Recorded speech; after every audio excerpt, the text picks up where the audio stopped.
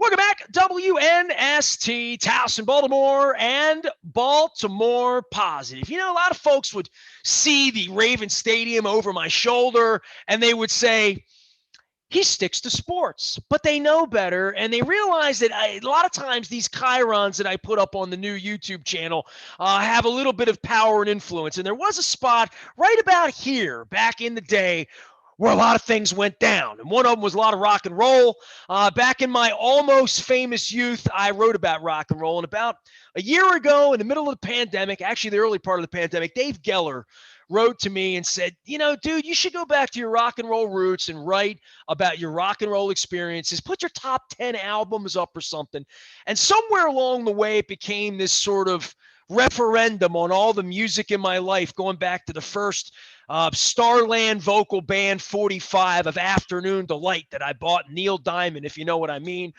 Tommy Conwell came into my life sometime 86, 87. Someone gave me an EP called Walking on the Water. I listened to it. I thought it was the greatest thing I'd ever heard. And then the band came down at Hammer Jackson. There were girls. There was beer. It was music. It was the 80s. And because he's bringing the 80s back, and we're all trying to bring the 80s back, and I'm including my haircut and bringing the 80s back, I am welcoming I think still a friend of mine, Tom Conwell, who now does all sorts of things. He was educating children. He was a rock and roll DJ at one point on MMR and the Rock and Roll Animals and all that stuff. And now the only link I have to music, Tom, the only show, the only concert I saw during COVID was you on a bar stool at the 118 North. And I'm just delighted that you're coming on the program. What's up, my brother? How are you? How you doing, Nestor? I'm great, man. I'm great.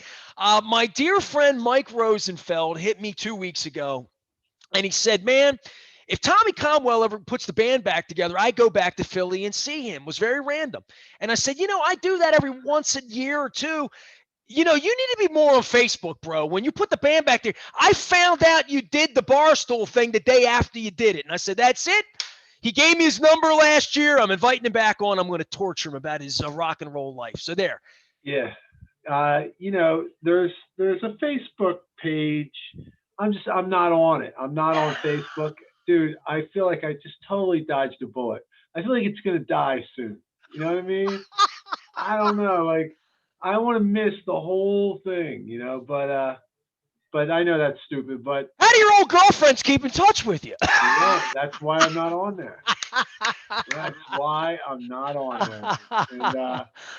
And so it's fine. But there's people. There's a Tommy Conwell. There's a couple Tommy Conwell pages. Chris Day, one of the guys in the band, handles one of them, and somebody else handles another. But yeah, I'm pretty bad with promotion. I really am, because I really don't care. Talk about old guys. I don't care that much.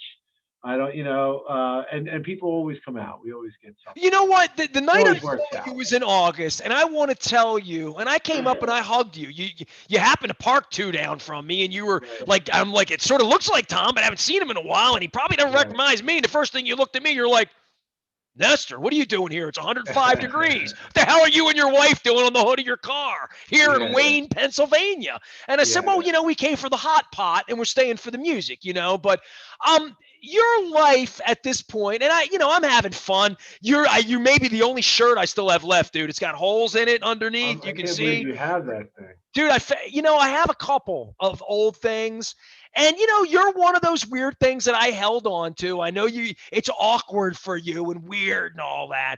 But Oh all these no. years later, the fact that it's still joyful. Like that day, up there. And the only music I saw last year, Eddie Lauer's coming on next week. His dog had surgery this week. Eddie does exactly what you do and has done it his whole life. I've known Eddie 35 years. He strums guitar. He does it better than anybody. Everyone comes out to see him. He was playing on the second floor down here at the Admirals Cup, socially distanced, and we all came down to the water side. We're going to do it this weekend. It's 80 degrees.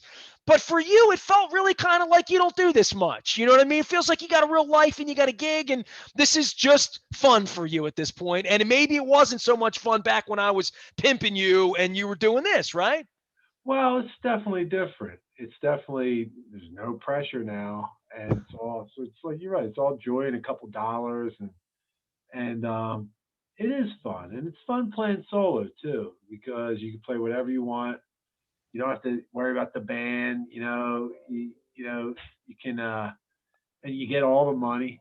You know, and it's easy. It's easy. So that's nice. And we play with the band. A couple times, once or twice a year. I mean, we haven't the last since COVID, but I think we got one in November lined up at the Ardmore Music Hall. That's our spot. In Ardmore, Can you give me the Pennsylvania. night now? Like, can I be the reporter? Because back in the day, I would call Bud Becker and say, "Now, when's the band coming? That we're not going to release that till next week, but I got to get this in my schedule, dude. You know what I mean? It's November 20th. November 20th. All right. Yeah, it's on. All right, 11:20. You're putting Yeah, the band back together at the Ardmore. yeah. Now, the last time I saw that show, this is a little personal, but I'll share it with you. My wife's been ill at various points. She's doing great now. So 100%. You gave her a hug. She did the drinking and I did the driving up in Philly that night. So, but back in like 16. 15 or 16, you played a show. 15, it was 15. It was one of the first times you put the band together. And I'd never been to the Ardmore. And I went up with Anne Marie. We know from Hammerjacks, big fans. And my wife was like coming out of not doing so well. She had a really rough night that night. And I remember exiting that night. And every time we've been up in that area, I'm like, we're going to see the band and I'm going to take you to see the band. Dude, the time you played there with the guys from the Hooters, right? They put the band together and they open, right? You can't breathe in that place. It gets packed when you're in there. And I'm sure people ask you, why don't you do it 3 times a year, right? Yeah, yeah. I mean, two's enough. Like I think one's enough, really. But I just want it to be. I like it to be, like awesome and a love fest and sold out and awesome. And so if you do it 2 times, it just takes the shine off a little bit. The more you do it, the less shiny it is. So I like to keep it special. You know. Well, you're humble about all this and rock and roll and all the years, and you still get your Eagles poster behind you, right? Like, Yeah, there's right. On the never a Super Bowl. time. Well, there's never a time where you're not leading with Philly, right? Like, you always have your Yeah. love for Philly and like all that. And even in the shot right now, before we went on, you're like, yeah, should I change my background or whatever? I'm like, no, I mean, you get an Eagles poster behind you. It's like exactly the way it's supposed to be with you, right? Yeah. No, I love Philly, man. And I'm proud of being from Philly. And the thing is, Nestor, Philly's been really good to me. Like I ain't moving. You know what I mean? Like anywhere else I'm nobody. Here I'm like a little bit somebody, So I like it here, and it's great, and I get a kick out of Philly. Philly's awesome, just like Baltimore. Baltimore's great. You ain't going anywhere. You know what I mean? No, no. You You asked me where I was, and I'm like, I'm still in Baltimore. I drove for the show, but like the day we came up to Philly, everybody had masks on. It was 100 degrees. It was warm, and we were just kind of like, meandering and driving around. And so when people come to Philly, where do you take them? Like, what do you think? What's awesome about Philly? I'm about to do a crab cake tour in Maryland, right? So I'm about to do 30 nice, crab cakes in 30 days. I'm going to nice. start in Ocean City, Maryland, where you and Rocket 88 used to rip it up back in the day. Yeah, And I'm going to make my way. I've never been to Deep Creek Lake. I've never been out to Western Maryland. I've never been to like the Rocky Gap Park. I've never been to the bird sanctuary by Cambridge. I'm going to do some stuff. But that's Philly, great. I feel like I've been coming to Philly forever. Somebody shared a picture of the old lot with JFK and the Spectrum and the Vet, and Hmm. Live Aid comes to me and from time to time. But I had never been to Little Italy before the trip I went to see you back in August. A friend of mine gave me a tip on a meatball place, and I parked. And Tom, I mean, I've had cheesesteaks in South Philly, Passyunk. I went to Eagles games forever on the west side of Broad at the Passyunk Diner. But I've, like never driven up whatever that 4th Street, whatever the street is, where all the Italian places in the market. And the Yeah, minute I saw it, I'm 51 years old and I've never been there. yeah, And I saw it and I'm like, this is where Rocky ran, yeah, like, and yeah. I had never been there. So I'm 52. I'm trying to discover stuff I've never seen. Give me a little Philly primer, something I've never, Dude, never been before. I'm right there with you. I'm 59, and like I'm like rushing to like do everything. You know what I mean? Because not that we're old, But we're getting but there. I'm just saying, like, like we're moving in that direction, and so I'm the same way. I I just want to do everything. But so in Philly, I mean, really, South Philly is really a great place to go. Like, you got to eat.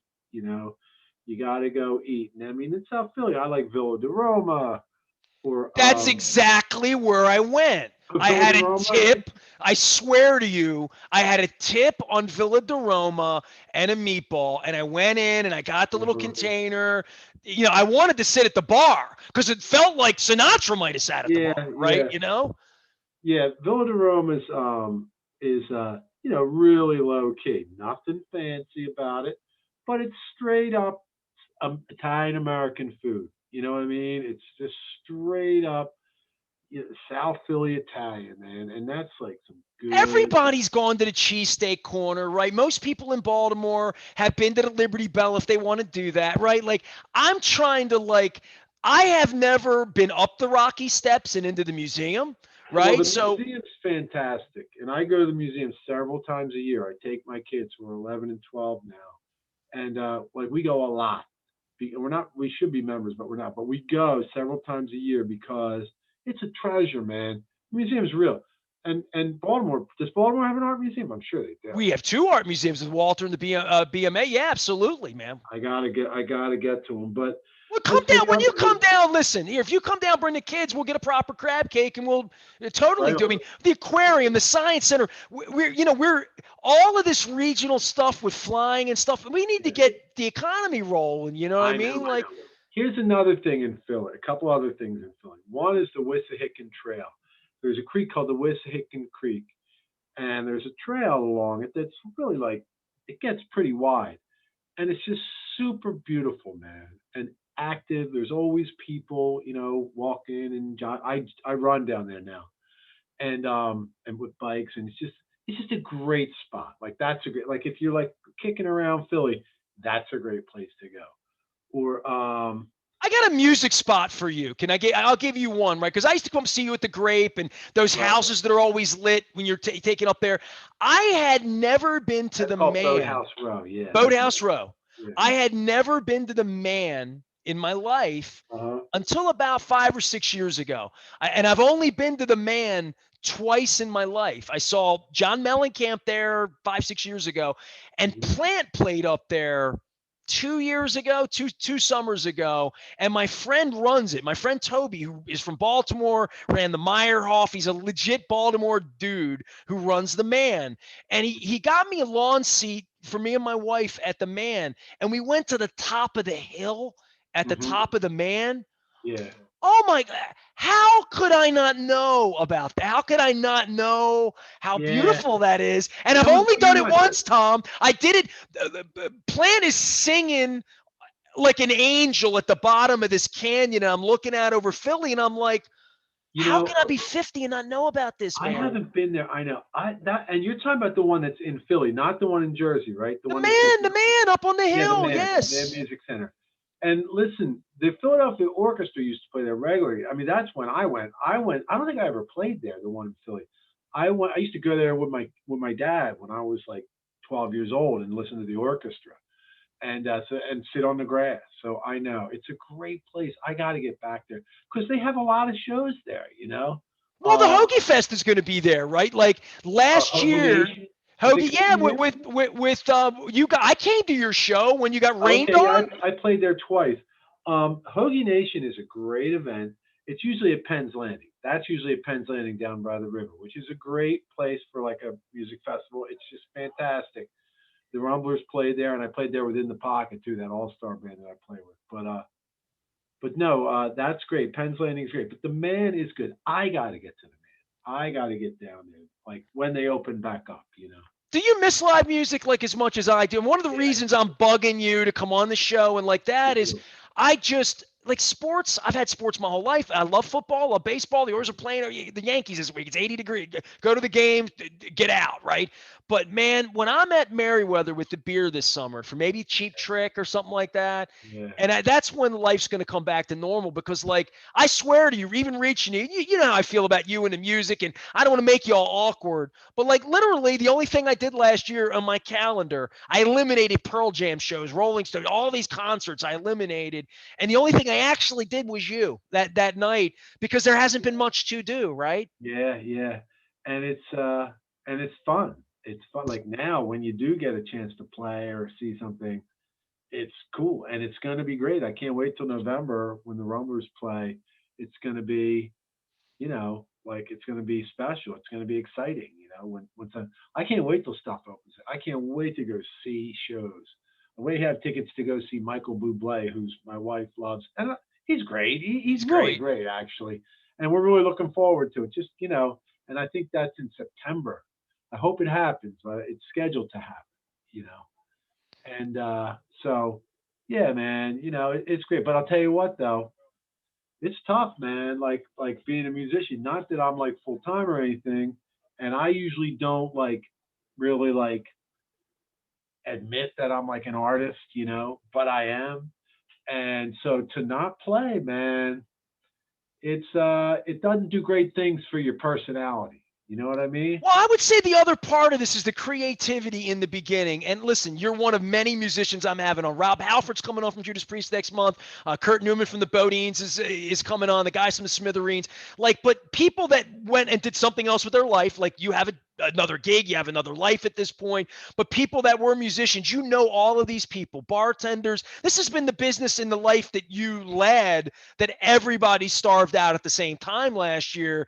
And we had our friends on from Anthem and IMP talking about like Save the Stages and all the money that's been invested in all these clubs and all of this stuff. But people doing stuff from home, there was a creativity for people streaming and passing the cup locally for my friends that kept them alive. You know what I mean? That people still wanted to be entertained stuck at home last spring. Yeah, that's cool. And it's not the same, and it's pretty hit and miss.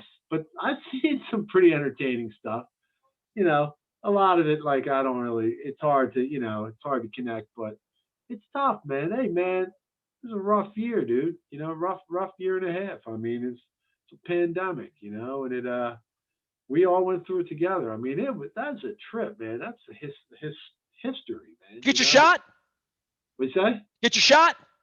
Yeah, I got both of them. Yeah, Yeah, I got my yeah. first one. I get my second one next week. You're older than me. And I feel good about that. They let you in line in front of me, man. Tommy Conwell joining us here. I would say formerly of the Young Rumblers, but always a Young Rumbler at heart. Tell me what you're doing up there, because you have like a normal life, and like you love your normal life, and like the happiness that it makes me feel to see you raising kids, taking them to museums, doing stuff, and I get to be a fool wearing a shirt, and your kids are like, "Who's the old guy with the long hair?"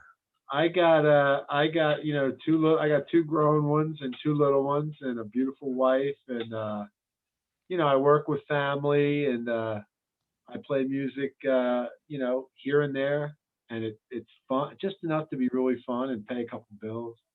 I just made a record, an album about I don't know, I guess it was a year and a half ago, 2 years ago. It's called Showboats and Grandstanders, and you can get it on TommyConwellStore.com. But that was fun.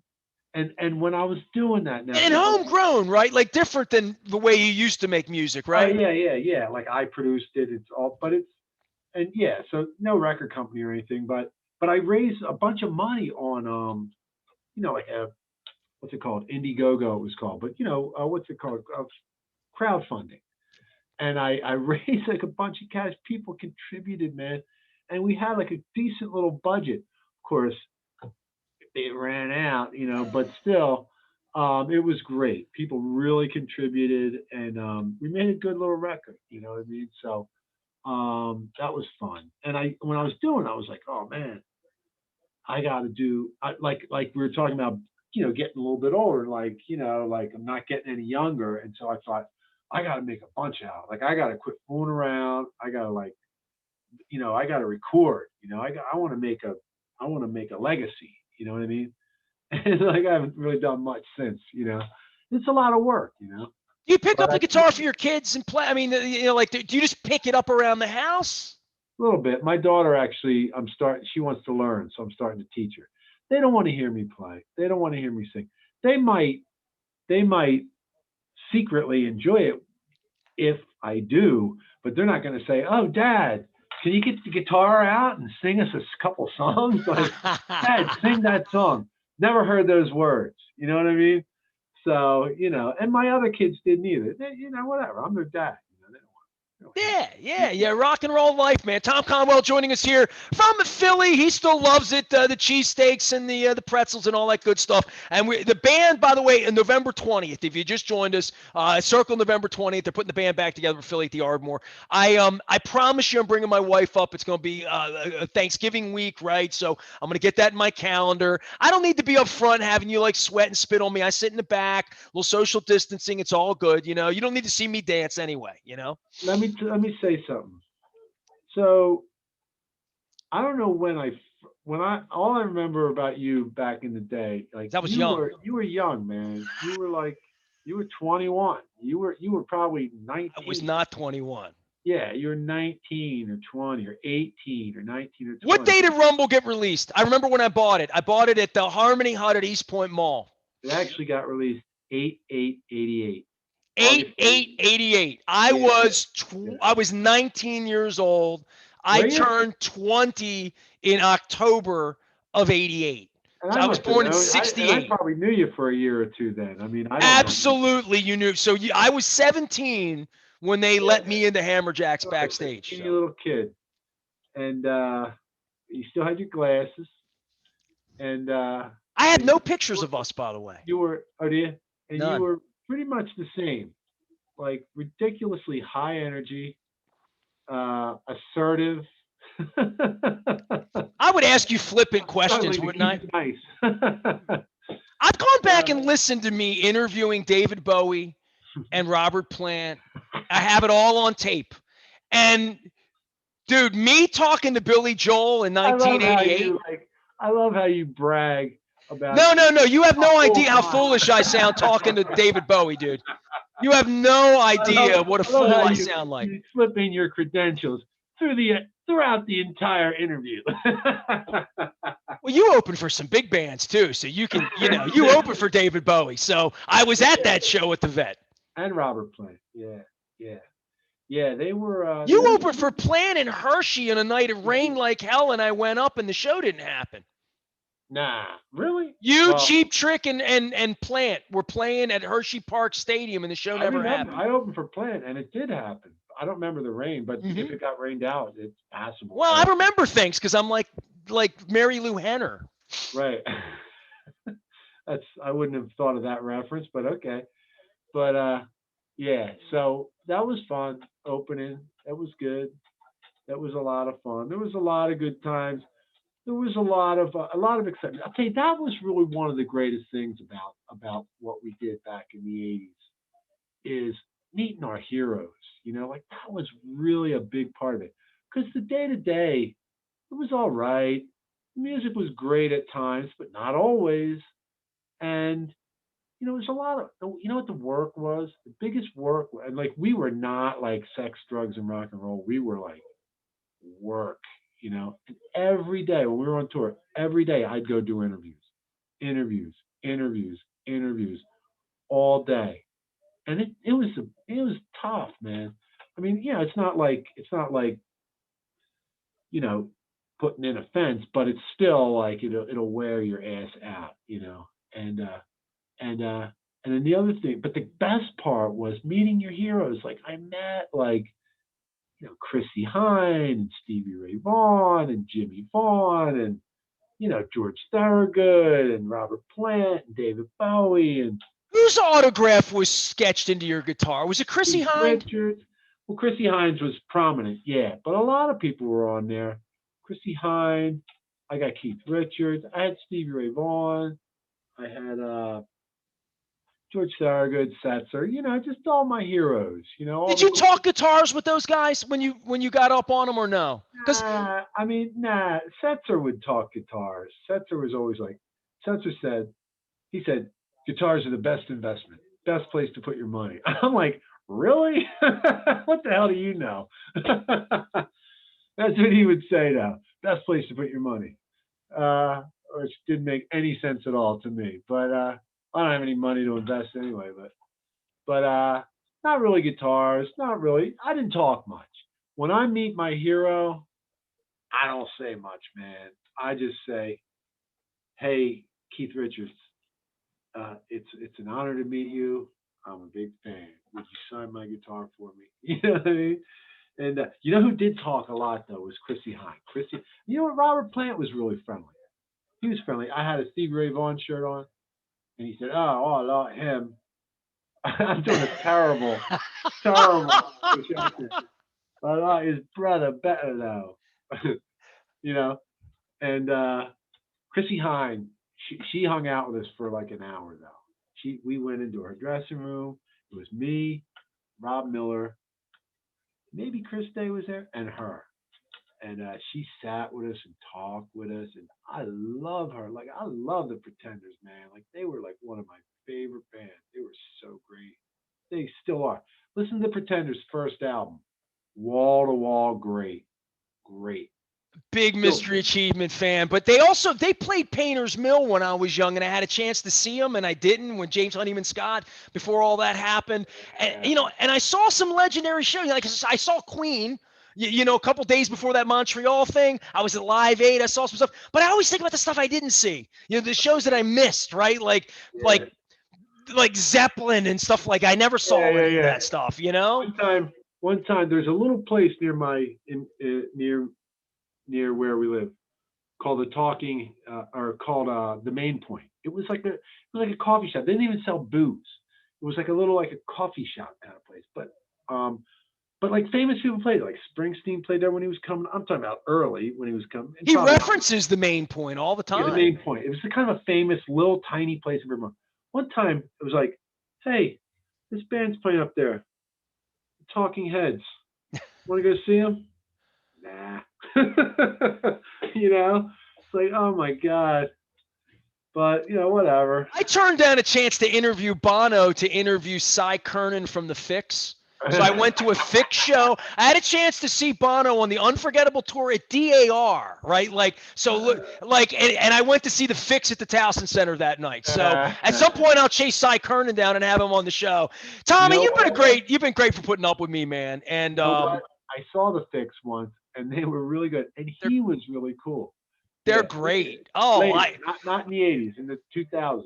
listen, music brings people together, right? And like whether it's Michael Bublé or whatever it is that you want to go see right now, we all want to go see it, right? Because we've all been sort of locked up, and any of us that's ever played in a band or been the guy in the crowd, cheering for the band, right? We all want it back, and I think that that's part of the pandemic and things we're learning as we go along, things that are important to us, right? Well, listen, Nestor, you were always a passionate rock and roll fan.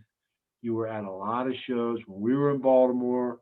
You were there a lot, and I really appreciate it. Much respect, and and I remember when you told me, yeah, I'm a like I'm a sports radio sports talk radio guy. I was like, yeah, right. No, But really. It's my 30th year. It's real. I've really done this. no, you're I've not. done so much sports that they tell me I can't do anything else, and I'm not allowed to do this. So, but my hair is growing, man. It'll be really long by the time November rolls around. Tell the boys in the band to put it back together. It's always great to visit with you, man. Rumble on, all right? All right, Nestor. Later, man. Tommy Conwell, live from Philadelphia, giving us. I didn't even ask where his favorite cheesesteak is. We'll do that next time. I don't want to put him on the spot like that. It's like asking me my favorite crab cake. Yeah. We're going to be doing a crab cake tour here this summer across Maryland. You can go to NestedBaltimorePositive.com to learn more about all that good stuff. Big appreciation to our friends at Wise Markets for supporting us as well. We're eating better. We're spending less. We're learning about nutrition. And I also ordered groceries online. I got the rewards card. I'm learning all the good stuff. We also chatted with Alice from MDA last week, Muscular Dystrophy Association, about how when you check out, you round up. When you round up, Alice gets to go to camp. Summer camp in the MDA. We all remember Jerry Lewis taking good care of our friends at Wise Markets. I am Nestor. Big appreciation to Tommy Conwell from the Young Rumblers. Doing a little music, mixing it in with sports around here. We are WNST.net. AM 1570, Towson, Baltimore. We never stop talking Baltimore positive and a little Philadelphia, too.